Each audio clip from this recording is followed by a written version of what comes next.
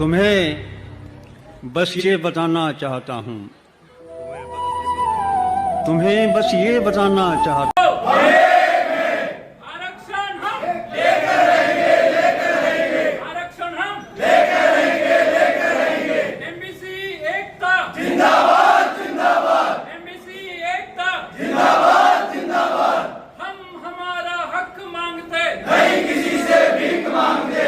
जब जब समाज बोला है सियासत बोला है, जब जब समाज बोला है सियासत बोला है। आवाज दो पाकिस्तान में बहुत्तर गंवाने के बाद, मुस्लिम समाज के योगदान के बाद, बलिदान के बाद 5% एमबीसी आरक्षण मिला और ओबीसी को 21% आरक्षण मंडल आयोग की सिफारिश पर मिला राजस्थान में। देश में 27% पूर्व में अशोक गहलोत की सरकार थी राजस्थान में, हमने उनको काफ़ी ज्ञापन किए ओबीसी और एमबीसी आरक्षण को टीएसपी में लागू करने के लिए। यहाँ तक कि हम नई दिल्ली में जो अन्य पिछड़ा वर्ग आयोग है वहाँ तक भी गए और उसके बाद में जब चुनाव का दौर आया तो सरकारों ने, स्पेशली भाजपा जो विपक्ष में थी उस समय, उनके प्रभारी थे अरुण सिंह जी, राजस्थान के प्रभारी, और केंद्रीय कैबिनेट मंत्री थे भूपेंद्र जी यादव। उन्होंने प्रेस कॉन्फ्रेंस के माध्यम से यह कहा था कि अशोक गहलोत जी की जो सरकार है राजस्थान के 8 जिलों में, बांसवाड़ा, डूंगरपुर, प्रतापगढ़, सिरोही, राजसमंद, पाली और चित्तौड़ में ओबीसी और एमबीसी को आरक्षण नहीं दे रहे और हमारी सरकार जब आएगी तो हम आरक्षण देंगे। ये कहने के बाद यहाँ के टीएसपी के ओबीसी और एमबीसी ने बीजेपी पे भरोसा जताया और उन्हें वोट दिए और आज की तारीख में भाजपा की सरकार है। उसके बाद हमने बजरंग जी मुख्यमंत्री जी को भी ज्ञापन दिए, भूपेंद्र जी यादव को भी ज्ञापन भेजे, लेकिन सरकार आने के बाद जैसे होता है ना, वादा करके मुकर जाना, ये आदत बन गई है सरकारों की।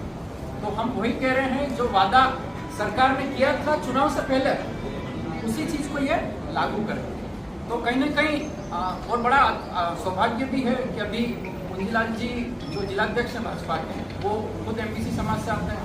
डूंगरपुर भाजपा जिलाध्यक्ष हैं अशोक जी पटेल, वो भी ओबीसी समाज से आते हैं। लेकिन कहीं ना कहीं ये दुर्भाग्य ये भी है सौभाग्य के साथ कि वो हमारी समाज की पैरवी कितनी करते हैं राजनीतिक दलों में, ये महत्वपूर्ण है। वो समाज की पैरवी कर रहे हैं या उनके राजनीतिक दल की पैरवी समाजों में कर रहे हैं। आज हम सब इकट्ठे इसलिए ही हुए कि हम उन नेताओं के द्वारा समाज की पैरवी, मुख्यमंत्री महोदय जो कल आ रहे हैं, मुख्यमंत्री महोदय बजरंग शर्मा का बांसवाड़ा में स्वागत है, अभिनंदन करते हैं बांसवाड़ा की पावन धरा पर। लेकिन हमारा ये भी अनुरोध है जो यहाँ का मूल निवासी है, जो यहाँ का 1950 से रह रहा है ओबीसी और एमबीसी समाज, उसे उनकी जनसंख्या के अनुपात में आरक्षण दिया जाए। तो मैं साथियों से ये अनुरोध करूँगा और सभी जो आए धन्यवाद देना चाहूँगा कि आपने अपना बहुमूल्य समय निकाला। धन्यवाद। जय हिंद, जय ओबीसी एकता, जय करते हैं कि जो भी है सरकार को हमारी मांगों को पूरा करना चाहिए।